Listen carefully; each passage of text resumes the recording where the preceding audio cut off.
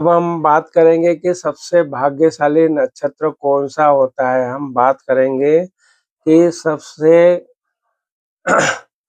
भाग्यशाली नक्षत्र कौन-सा होता है। सबसे भाग्यशाली नक्षत्र के बारे में बात करें तो ये पुष्य नक्षत्र माना जाता है, जिसे नक्षत्रों का राजा भी कहा जाता है। ऐसे सभी नक्षत्रों में सबसे शुभ और पवित्र माना जाता है। और और माना जाता है कि इस नक्षत्र में किए गए शुभ कार्यों का फल कई गुना बढ़ जाता है। इनके स्वामी शनि और गुरु बृहस्पति हैं। शुभ कार्यों के लिए पुष्य नक्षत्र को नए सामान, सोना, चांदी खरीदने और शुभ कार्य करने के लिए सबसे पवित्र माना जाता है। जन्म के समय इस नक्षत्र में जन्मे जातक भाग्यशाली, संपन्न, नियम पालन करने वाले और सुख सुविधाओं का लाभ उठाने वाले माने जाते हैं। अन्य गुण, इस नक्षत्र के लोग मेहनती, अध्यात्म में रुचि रखने वाले, दूसरों की सेवा करने वाले होते हैं। अब हम बात करेंगे नवतारा सिद्धांत किससे संबंधित है।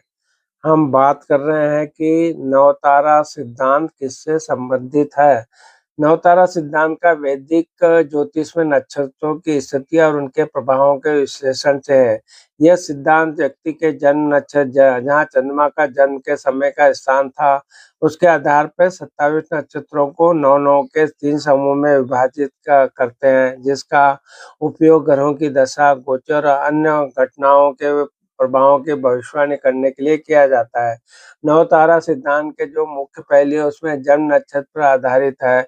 यह सिद्धांत व्यक्ति के जन्म नक्षत्र से शुरू होता है और फिर अन्य नक्षत्रों के प्रभाव को मापता है। 9-9 के समूह जो 27 नक्षत्रों को 3-3 के 9 समूह में बाँटा जाता है, जिन्हें नवतारा कहते हैं।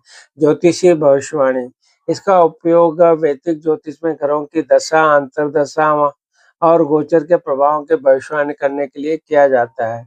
सकारात्मक और नकारात्मक प्रभाव, प्रत्येक समूह के नक्षत्रों के अलग-अलग प्रभाव होते हैं, जैसे धन, खतरा, कल्याण, बाधाएँ, सिद्धि और मित्र।